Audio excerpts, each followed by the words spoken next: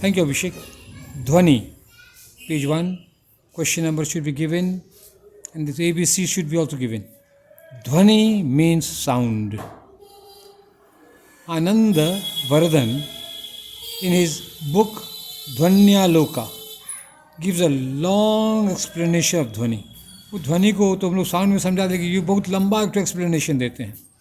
This theory of literary criticism came to light in the 19th century. Once again, this theory of literature, this theory of literary criticism came to light in the 9th century. 9th century में ये theory प्रकाश में आया, इन लोगों को उन्होंने बताया. According to Anandavardhana, ध्वनि means much more than sound. लेकिन इनके अनुसार ध्वनि का बहुत अधिक विहित में बहुत और अधिक माना होता है, खाली साउंड नहीं है. Dhvani is the soul of poetry. ये कविता का जान है, आत्मा है. ये dhvani is the soul of poetry. Quotation दीजिएगा.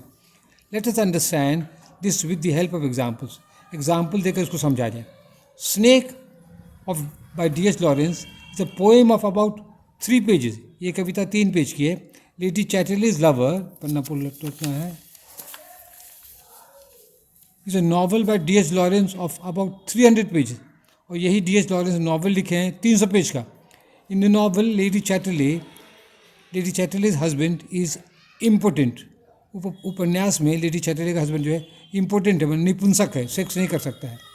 For sex satisfaction lady Chatterley goes to her healthy gardener and become pregnant.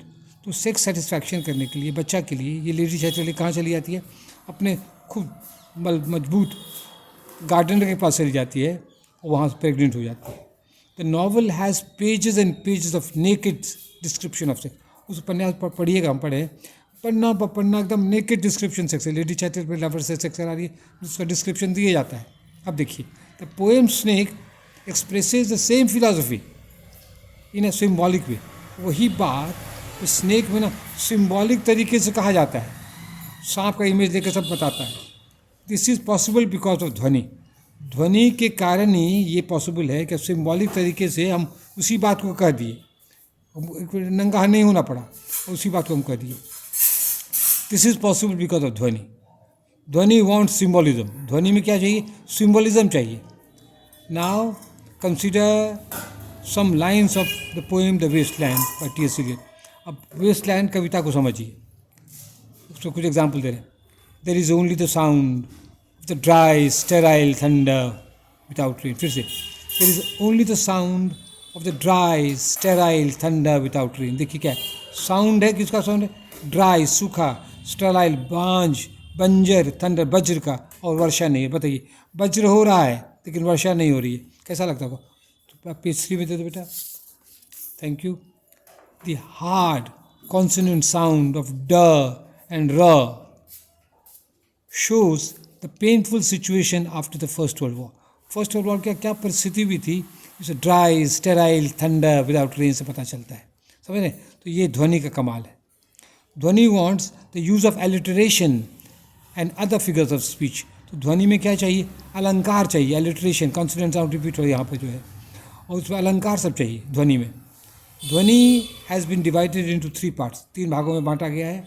वस्तु ध्वनि, अलंकार ध्वनि एंड रसाद ध्वनि. देखिए, द फर्स्ट इसका बना हुआ गिव्स द सरफेस मीनिंग. वस्तु ध्वनि में खाली सरफेस मीनिंग देता है. द सेकेंड ये अलंकार में, the second has figures of speech. Figures of speech जब बताया, एलिट्रेशन है, एसोनेम्स है, हाइपरबोली, ये सब है फिगर. एंड अलंकार, the second has figures of speech and अलंकार. The third gives the emotion and deeper meaning of the poem. और इसमें रसा में क्या होता है? इमोशन, भावना जो है उसको व्यक्त करता है इसमें रसा ध्वनि में, और डीपर मीनिंग बताता है. और ये लास्ट पेज मेरा है. बस अब कंक्लूजन देना है. ये छोटा आंसर लिखना है, नोट्स में देना पड़ेगा. छोटा आंसर. इन शॉर्ट, ध्वनि shows us the qualities of a good poem. अच्छी कविताओं का गुण पता लगता है. That's all. Thank you.